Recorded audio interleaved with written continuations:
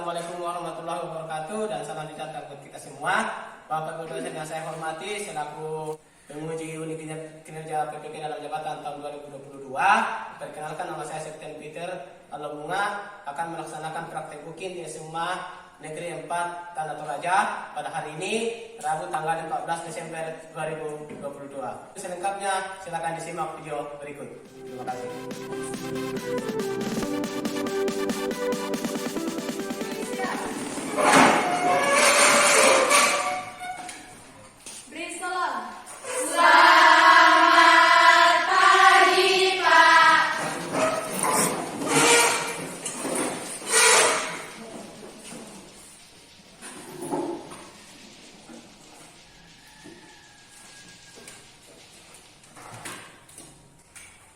Jadi oke, baik, selamat pagi kita semua. Selamat pagi, Pak. Pada hari ini kita boleh bersyukur kita kembali lagi bersama untuk hadir di tempat ini untuk melakukan proses belajar mengajar. Nah, sebelum kita masuk dalam kegiatan kita pada hari ini, ya harapan untuk kita semua, mari kita biasakan kiri kanan kita, kalau ada sampah mohon dipungut, kita dimasuk di tempatnya. Nah, oke, sudah? Sudah. Nah, oke. Karena kita sebagai orang yang percaya kepada Tuhan, kita sebagai makhluk ciptaan Tuhan, jadi apa yang kita lakukan, kita harus awali dengan doa. Untuk itu saya persilakan kepada kita kelasnya untuk membawa kita dalam doa. Silakan. Sebelum kita mulai proses pembelajaran kita yang beragama Kristen, saya pimpin dalam doa. Berdoa dimulai.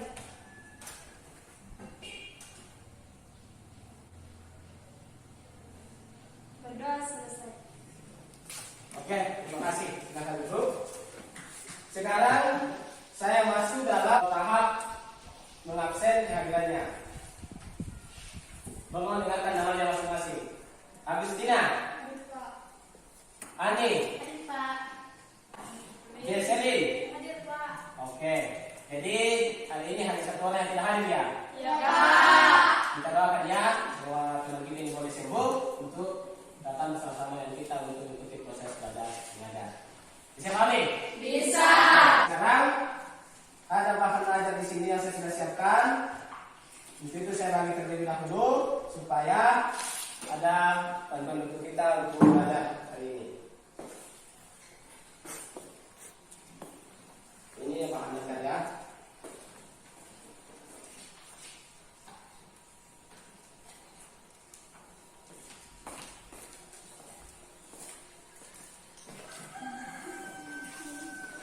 Oke, sudah?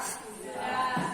Sekarang kita perhatikan PowerPoint yang terlihat di depan. Nah, oke. Sebelum kita masuk dalam materi, saya mengajak kita untuk berdiri bersama. Kita menyanyi terlebih dahulu supaya kita diberikan motivasi untuk belajar.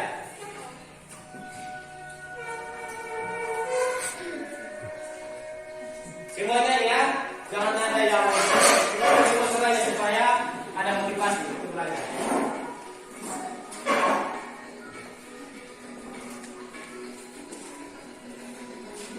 Dan bukalah matamu saatnya meraih mimpi.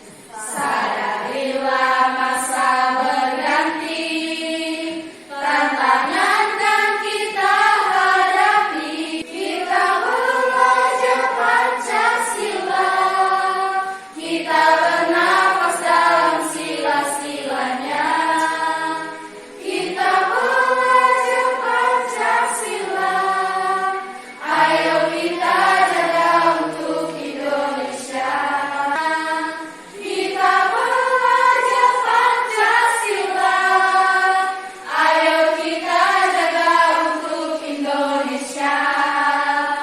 Kita belajar Pancasila, kita bernafas dalam sila-silanya.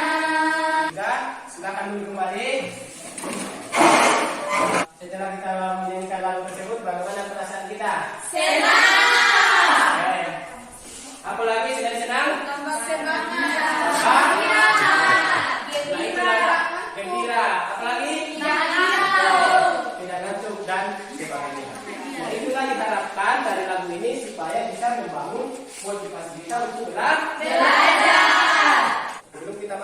materi, saya mau sampaikan terlebih dahulu. Minggu lalu kita sudah belajar tentang apa? Peran negara federal dalam menjamin keadilan dan kedamaian. Nah, itu adalah materi kita sebelumnya. Nah, untuk hari ini kita akan belajar mengenai dinamika pelanggaran hukum atau kelanjutan dari materi kita sebelumnya. Untuk masuk dalam materinya, yang pertama adalah mengevaluasi praktek perlindungan dan penegakan hukum untuk menjamin keadilan dan kedamaian. Itu apakah?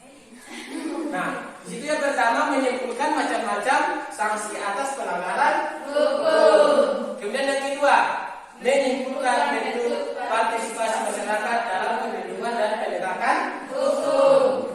Kemudian yang terakhir, mengevaluasi berbagai kasus pelanggaran hukum di masyarakat. Nah, kita lanjut. Nah, ini adalah tujuan pembelajaran. Apa yang kita mau capai hari ini? Itu tercantum di tujuan pembelajaran. Mungkin ada yang bisa membacakan. Yang pertama dari tujuan pembelajaran kita hari ini, Menunjukkan perilaku orang beriman dalam praktis perlindungan dan penegakan hukum untuk menjamin keadilan dan kedamaian. kemudian yang kedua, menjalankan perilaku jujur dalam praktik perlindungan dan penegakan hukum di tengah masyarakat. Kemudian menyimpulkan macam-macam sanksi atas pelanggaran hukum. Kemudian menyimpulkan bentuk partisipasi masyarakat dalam perlindungan dan penegakan hukum dengan tepat. Nah, kita lanjut. Nah, ini adalah contoh pelanggaran hukum. Silakan disimak, dituliskan apa yang kamu dapatkan dari gambar yang ditampilkan di depan. Silakan disimak. Ini contoh kasus pelanggaran hukum ya. Silakan disimak dari keempat gambar ini, dituliskan apa yang kamu dapatkan. Nanti saya tanya, baru disampaikan.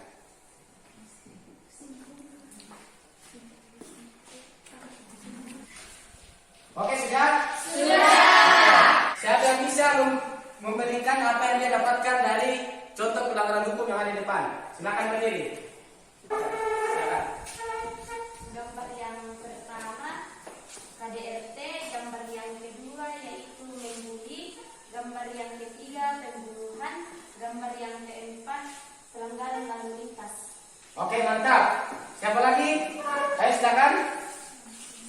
Sama. Oke, sama. Jadi dari gambar yang pertama di situ menunjukkan anak tidak patuh terhadap orang tua atau berada di dalam lingkup keluarga. Kemudian yang kedua ada anak sekolah. Di mana di situ adalah menceritakan pelanggaran hukum yang ada di sekolah. Kemudian yang ketiga ini di dalam lingkup masyarakat. Di mana di dalam lingkup masyarakat ini masyarakat itu melakukan atau menghakimi sendiri. Bisa pahami? Bisa. Kemudian yang terakhir adalah berada di lalu lintas. Tidak mematuhi peraturan yang ada di lalu lintas. Oke? Nah, kita lanjut. Dinamika pelanggaran hukum. Nah, sebelum kita masuk dalam materi, saya mau kasih ilustrasinya seperti ini ya. Ada seorang filosofi menyatakan bahwa hukum itu bagaikan pagar yang ada di kebun binatang. Seandainya pagar itu tidak ada, maka orang tidak akan datang ke kebun binatang. Mengapa? Karena bisa saja kita dimakan oleh binatang. Tetapi karena ada pagar, ada penghalang, maka semua orang berkunjung untuk melihat binatang. Bisa pahami? Bisa. Begitupun dalam kehidupan kita sehari-hari, dimanapun kita berada, selalu ada namanya hukum. Nah, aku bisa menanya hukum. Siapa bisa memberikan tanggapannya atau masukannya? Silakan. Hukum itu seperti apa? Ayo. Oke, silakan berdiri. Menurut saya hukum itu adalah peraturan-peraturan yang dibuat dalam masyarakat. Oke, mantap. Siapa lagi? Ada lagi yang mau menyampaikan? Jadi yang dimaksud dengan hukum itu ialah aturan yang berlaku di dalam suatu masyarakat. Nah, untuk pembelajaran kita hari ini yang pertama kita membahas adalah mengenai berbagai kasus pelanggaran hukum. Saya sudah tampilkan tadi contoh-contoh pelanggaran hukumnya. Kemudian macam-macam sanksi atas pelanggaran hukum. Kemudian yang ketiga, partisipasi dalam perlindungan dan penegakan hukum. Jadi yang pertama kita di sini kita lakukan adalah kasus pelanggaran hukumnya seperti apa.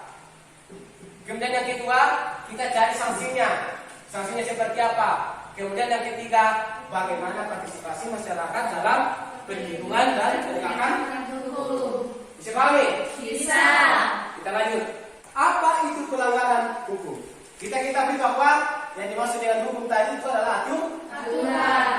Nah, berarti kalau berbicara tentang pelanggaran hukum, berarti tindakan seseorang yang tidak sesuai dengan atau bertentangan dengan aturan-aturan yang berlaku. Kita lanjut. Berbagai kasus pelanggaran hukum. Yang pertama di lingkungan keluarga. Siapa yang bisa memberikan contoh kasus pelanggaran hukum di lingkungan keluarga? Ayo, contohnya seperti apa? Menyampaikan perintah orang. Oke, mantap. Siapa lagi? Ayo silakan berdiri. Yuk, siapa lagi? Masih ada? Yang bisa memberikan pendapatnya? Oke, selamat berdiri. Menurut saya, kasus pelanggaran di dalam keluarga yaitu tidak menghargai sesama dan orang tua. Oke, mantap. Nah, berbagai kasus pelanggaran hukum di lingkungan keluarga, kita ketahui bahwa dimanapun kita berada, di sini ada istilah namanya hukum. Nah, kita berbicara kasus pelanggaran hukum di lingkungan keluarga, contohnya orang tua menyuruh kita untuk datang sekolah, tapi kita datang hanya main. Yang kedua, orang tua suruh kita untuk bekerja, kita tidak mau bekerja. Orang tua suruh kita belajar, kita tidak mau. Artinya tidak dihargai orang tua. Itu adalah contoh kasus yang ada di lingkungan keluarga. Kemudian yang kedua, di lingkungan sekolah. Ayo siapa yang bisa berikan contohnya? Oke, silakan. Saya tidak rapi dan tidak sesuai dengan ketentuan sekolah. Oke, mantap. Yang lain, ayo silakan. Menyantek ketika ulangan. Nah, ini sering terjadi. Mantap. Siapa lagi? Oke, sekarang. Karena ke sekolah terlambat. Mantap. Ayo. Masih. Tidak memperhatikan penjelasan guru. Nah, oke, kita katanya contohnya di depan. Kalau kita menjelaskan dulu di depan, baik itulah. Ayo silakan. Bolos mengikuti pelajaran. Nah, ini juga sering terjadi. Disuruh orang tua datang sekolah, ada yang lewat sekolah, ada yang tidak sampai sekolah. Itu namanya bolos. Ketika temannya belajar, dia hanya main di luar. Nah, itu dari lingkungan sekolah ya. Sekarang kita lanjut ke lingkungan masyarakat. Ayo, siapa yang bisa memberikan contohnya di sini? Yang dari masyarakat ya. Oke, silakan. Main hakim ketika lamanya langsung dibunuh, langsung dipukul. Itu namanya main hakim sendiri. Oke, silakan yang di sana. Melakukan perjudian. Melakukan perjudian. Contohnya sabung ayam dan sebagainya. Ayo, angkat tangan. Tidak mengikuti kerja bakti dengan alasan yang tidak jelas. Ya, betul. Yang sini juga terjadi di lingkungan masyarakat itu, ketika waktu orang kerja bakti, dia tiba-tiba sakit. Alasannya kenapa? Setelah orang kerja bakti, sembuh lagi. Artinya dia tidak mau mengikut kerja bakti.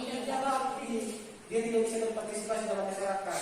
Yang terakhir, berbagai kasus pelanggaran hukum di lingkungan bangsa dan negara. Ayo, siapa yang bisa memberikan contohnya? Silakan. Tidak memiliki KTP. Tidak memiliki KTP.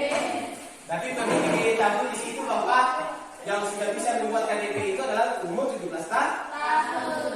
Ayo, siapa lagi? Silakan. Ya. Tidak mematuhi rambu-rambu lalu lintas. Oke, tidak mematuhi apa? Tidak mematuhi rambu lalu Lintas. Ayo, yang berpilih tadi, silakan. Merusak fasilitas negara dengan sengaja. Merusak fasilitas negara dengan Sengaja. Sudah dikasih bantuan, sudah dibuatkan bangunan, tetapi justru malah dirusak. Itu namanya kasus pelanggaran hukum di lingkungan bangsa dan negara. Jadi ada 4 di sini. Yang pertama di lingkungan keluarga kita sudah bahas, lingkungan sekolah kita juga sudah bahas, lingkungan masyarakat juga sudah, dan lingkungan bangsa dan negara Ini juga kita sudah bahas. Nah, sampai di sini ada yang mau bertanya? Tidak. Sudah jelas semua? Sudah. Oke, kita lanjut. Macam-macam sanksi atas pelanggaran hukum. Hukum itu bersifat perintah dan larangan. Di mana perintahnya harus dilakukan dan larangannya harus dijauhi. Macam-macam sanksi dan pelanggaran hukum yang pertama dari norma agama. Berarti kalau berbicara tentang norma agama adalah aturan yang berlaku di dalam agama itu. Contohnya di agama kita, agama Kristen, Protestan, atau Katolik, di mana di dalam itu ada ke-10 hukum Taurat. Hafal tidak? Tidak. Nah, harus hafal itu ya. Ya, Pak. Nah, saya dulu, saya cerita sedikit ya.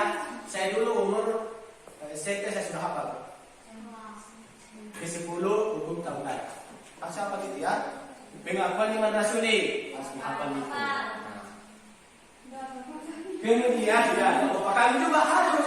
Nah, kalau kita sebagai orang Kristen, nah, apa yang dilarang di dalam agama itu harus kita jauhi, dan apa yang diperintahkan itu kita harus laksanakan. Kemudian yang kedua, norma kesusahan, yaitu sanksinya merasa bersalah, menyesalkan, malu. Ini berbicara tentang apa di sini kalau berbicara norma kesusahan? Sudah dipelajari di SMP, kelas 1 di SMA dipelajari juga. Ayo? Berlaku jujur. Nah, berarti dia ini bersifat dari hati nurani. Bisa pahami? Bisa. Oke. Nah, selanjutnya, karena ada 3 tahap yang kita pelajari hari ini, tahap terakhir berbicara tentang partisipasi dalam perlindungan dan penegakan hukum. Yang pertama, kepatuhan terhadap hukum di lingkungan keluarga. Siapa bisa memberikan contohnya? Ayo. Ya, silakan sendiri. Mematuhi perintah orang tua. Mematuhi perintah orang tua. Apa yang disebutkan oleh orang tua kita harus lakukan. Kita lanjut yang kedua, kepatuhan terhadap hukum di lingkungan sekolah. Ayo, siapa yang bisa? Nah, silakan. Menghormati kepala sekolah, guru, dan karyawan lainnya. Menghormati guru. Karena guru itu kita anggap sebagai orang tua kita di sekolah. Lanjut, kepatuhan terhadap hukum di lingkungan masyarakat. Ayo siapa? Silakan berdiri. Oke. Saling menghargai dan menghormati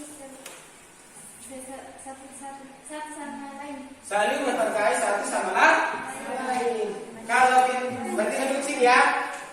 Ini berbicara tentang kepatuhan terhadap hukum di lingkungan masyarakat. Berarti di sini ya. Di dalam masyarakat itu karena juga ketika tetangga kita berduka, kita putar musik keras-keras. Itu tidak menandakan bahwa kita patuh terhadap peraturan yang ada dalam masyarakat. Kemudian yang terakhir, kepatuhan terhadap hukum di lingkungan bangsa dan negara. Oke, silakan dua orang. Membayar pajak. Membayar pajak. Maksudnya memiliki SIM. Yang saya maksud yang pertama yang membayar pajak. Kita ketahui bahwa pajak yang kita bayarkan itu untuk membangun apa masyarakat. Pajak dipungut dari masyarakat. Ketika pajak itu sudah terkumpul, dikembalikan kepada masyarakat melalui bangunan. Jadi ketika kita patuh terhadap pajak, maka kepatuhan terhadap hukum di lingkungan bangsa dan negara kita sudah laksanakan. Bisa pahami? Bisa. Sampai di sini ada yang mau bertanya? Tidak. Oke, mantap. Kalau tidak ada, berarti semuanya sudah jelas, semuanya sudah mengerti. Contoh kepatuhan hukum. Gambar yang pertama menceritakan kepatuhan hukum di lingkungan keluarga. Kalau pergi ke sekolah, kemudian yang kedua, seorang guru menjelaskan di depan kelas, siswanya sementara mengamati. Kemudian gambar yang ketiga menunjukkan gotong atau kerja bakti. Kemudian yang terakhir apa di situ? Kalau ada pemilihan, kalau sudah bisa diikuti pemilihan, harus berpartisipasi. Memberikan hak suara. Sampai di sini materi kita. sekarang kita lanjut ke dalam diskusi kelompok. Nah, tetapi sebelumnya saya membagi kelompoknya menjadi 3 kelompok. Nah, minggu lalu kita sudah bentuk kelompoknya. Tinggal kali ini silakan dulu sesuai dengan kelompoknya. Bisa pahami? Bisa. Oke, silakan.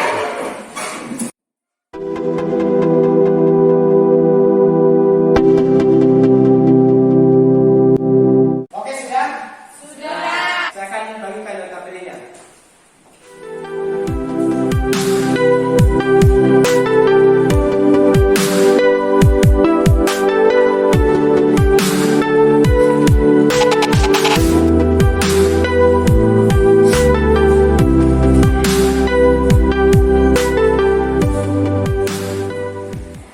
Perhatikan dulu di sini. Karena kelompoknya sudah terbentuk, jadi di dalam kelompoknya ada LKPD atau lembar kerja peserta didik yang akan kita kerjakan. Ada wacana di situ yang akan kita kerjakan. Kemudian ada soalnya di belakang. Setelah itu dijawab atau dikerjakan dalam kelompoknya, itu akan dipresentasikan di depan kelas. Bisa pahami? Bisa. Nah, di dalam kelompoknya juga saya akan melakukan penilaian baik dalam bentuk kelompok maupun perorangan. Jadi akan saya menilainya siapa yang paling di dalam kelompoknya maupun dalam perorangan. Bisa paham ya? Bisa. Oke.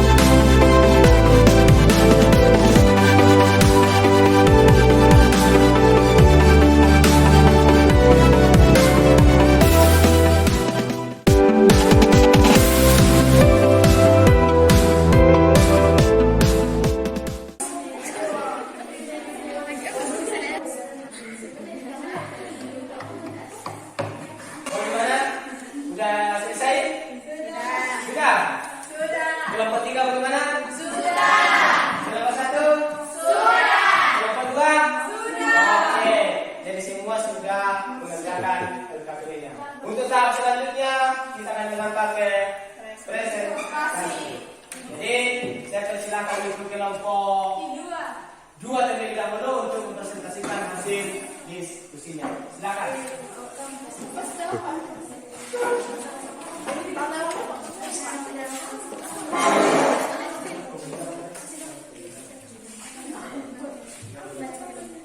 Karena temanya akan mempresentasikan hasil diskusinya, tolong diperhatikan. Kalau ada yang mau ditambahkan nanti, tolong ditambahkan. Kalau ada yang mau ditambahkan, silakan ditambahkan. Jadi perhatikan temannya ya.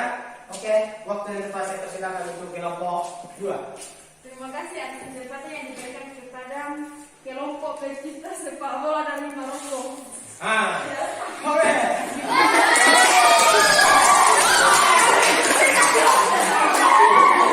Bisa diulang jadinya. Silakan diulang jadinya, boleh. Silakan ulang. Dari kelompok mana tadi? Kelompok pecinta sepak bola dari Maroko. Jadi untuk piala kuning. Oke, silakan lanjut. Acai. Untuk itu saya persilakan kepada pemateri untuk memberitahukan jawaban. Baik, terima kasih atas kesempatannya. Saya akan membacakan semua jawabannya. Yang pertama adalah faktor penyebab terjadinya nomaden tersebut karena faktor himpitan ekonomi dan faktor lingkungan. Faktor ekonomi disebabkan keadaan kebutuhan hidup yang tidak terpenuhi. Yang kedua, jenis larangan hukum yang dilakukan adalah tindak pidana pemalsuan uang rupiah dan tidak tindak pidana kepemilikan dan penyalahgunaan narkoba. Yang ketiga, yaitu pemalsuan uang. Terus yang keempat, sanksi yang kemungkinan akan diterima pelaku pemalsu uang adalah penjara maksimal 10 tahun. Yang kelima, solusi untuk mencegah terulangnya kasus tersebut adalah dengan meningkatkan taraf kesejahteraan masyarakatnya, meningkatkan kualitas pendidikan. Terima kasih. Oke, mantap. Jadi dari kelompok lain ada yang mau memberikan tanggapan? Tidak. Atau masukan? Tidak. Kalau tidak ada, jadi saya berikan aplaus, saya berikan jempol untuk kelompok 2 karena sudah memaparkan materinya dengan hasil diskusinya dengan baik. Untuk itu saya tambahkan sedikit mengenai poin keempat di situ ya. Sanksi yang kemungkinan akan diterima pelaku pemalsu uang. Jadi kita ketahui bahwa hukum itu bersifat memaksa dan bersifat perintah. Jadi ketika kita melakukan pelanggaran, maka akan diberikan sanksi yang tegas oleh lembaga-lembaga penegak hukum. Contohnya, di sini ada wacana bercerita tentang pencetakan uang palsu. Nah, sanksinya apa?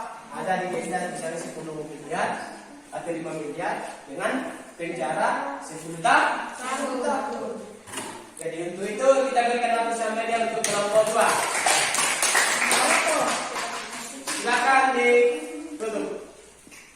Kesempatannya kami ucapkan terima kasih. Oke, silakan.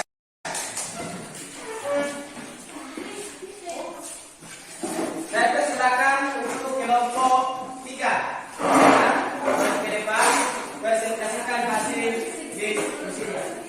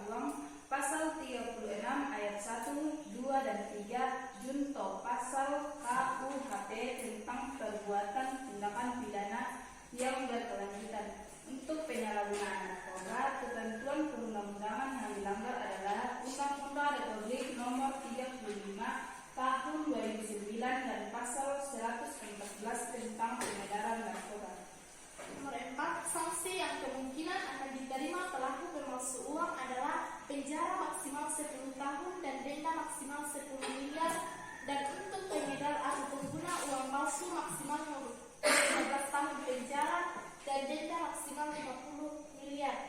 Sanksi yang kemungkinan akan diterima pelaku pengedar narkoba adalah penjara minimal 5 tahun maksimal 20 tahun atau bisa dijerat dengan hukuman mati.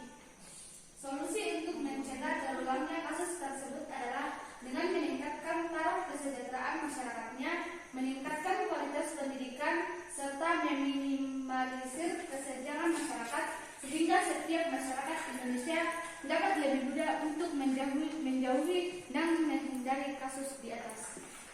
Oke, mantap untuk kelompok 3. Nah, silakan dari kelompok lain ada yang mau memberikan tanggapannya atau masukannya? Tidak. Oke, jadi berarti semua sudah setuju dengan apa yang dipaparkan oleh kelompok 3. Di sini saya mau tambahkan sedikit mengenai poin yang pertama, berbicara tentang penyebab mengapa pelanggaran hukum itu terjadi. Di situ ada 2, yaitu berbicara tentang faktor ekonomi dan faktor lingkungan. Di mana faktor ekonomi itu berbicara tentang hidup. Jadi karena dia tidak cukup untuk dimakan, tempat tinggal tidak ada, jadi maka melakukan pelanggaran hukum. Contohnya tadi dijelaskan di artikelnya bahwa bank bangkrut, jadi makanya dia melakukan pencetakan uang palsu. Bisa pahami? Bisa. Dan yang kedua dari segi faktor lingkungan, itu juga salah satu faktor penyebab. Mungkin karena dia berada di lingkungan yang tidak baik, maka dia terkena terpengaruh. Oke, kita berikan kesempatan untuk kelompok 3. Silakan ditutup. Demikian hasil presentasi kami, kurang lebih dan memuaskan. Oke, silakan.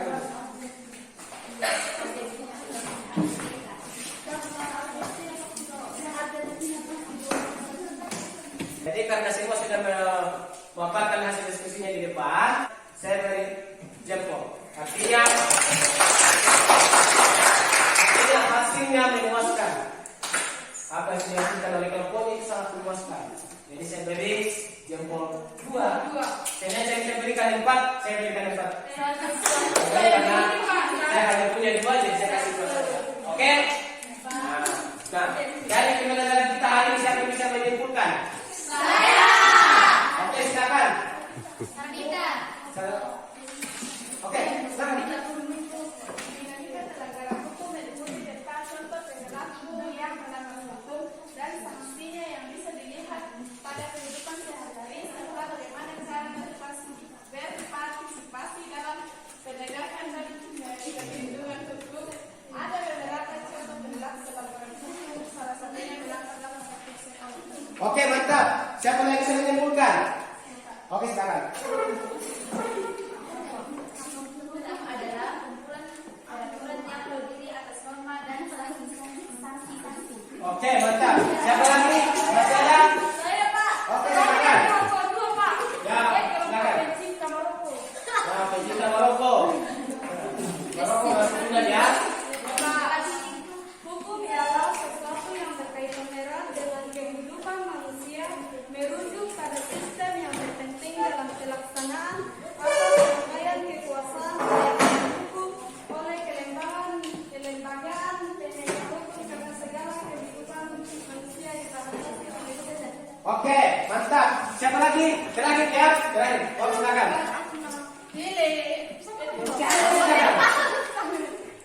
Norma agama adalah aturan yang bersumber dari ajaran Tuhan. Sanksi terhadap yang melanggar berupa dosa. Oke, mantap. Wah, kami sudah berdiri, silakan. Norma kesusilaan adalah peraturan hidup yang asalnya dari hati nurani setiap orang tentang mana yang baik dan mana yang buruk. Oke. Jadi karena sudah ada beberapa yang menyimpulkan, jadi semuanya sangat mantap. Nah, kesimpulan dari pembelajaran hari ini di mana kita belajar mengenai kasus-kasus pelanggaran. Kita sudah tahu contohnya seperti apa, bagaimana caranya kita mengantisipasi hal-hal seperti itu, bagaimana kita sebagai masyarakat untuk mengantisipasi, itu semua sudah kita pelajari. Bisa pahami? Bisa. Jadi sekarang saya akan mengumpulkan LKPD-nya. Itu saya beri nilai baik dalam bentuk kelompoknya maupun dalam pribadi atau perorangan. Silakan dikumpul.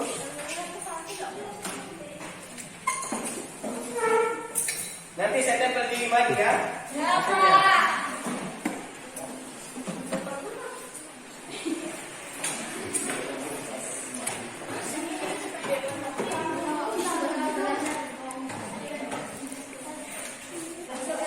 Oke, kita lanjut.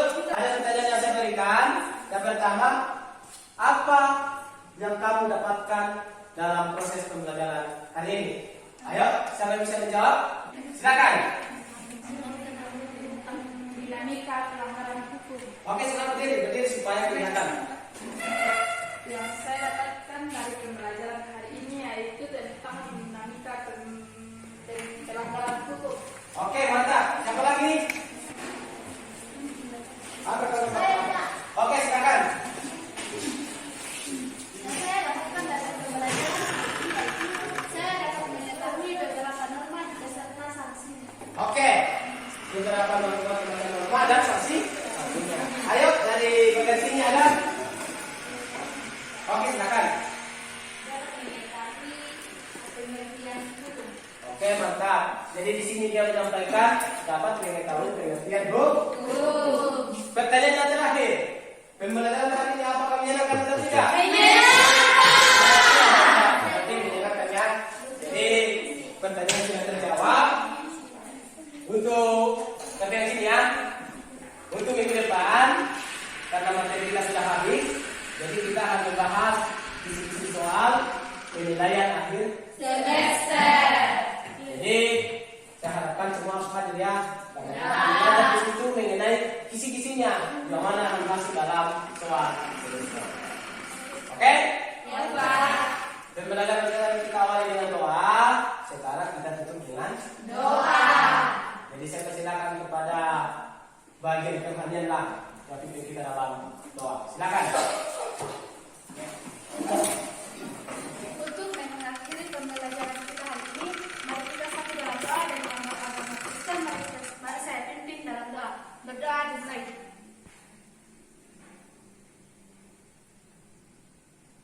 Berdoa selesai. Oke, terima kasih karena waktu kita sudah selesai. Jadi saya ucapkan selamat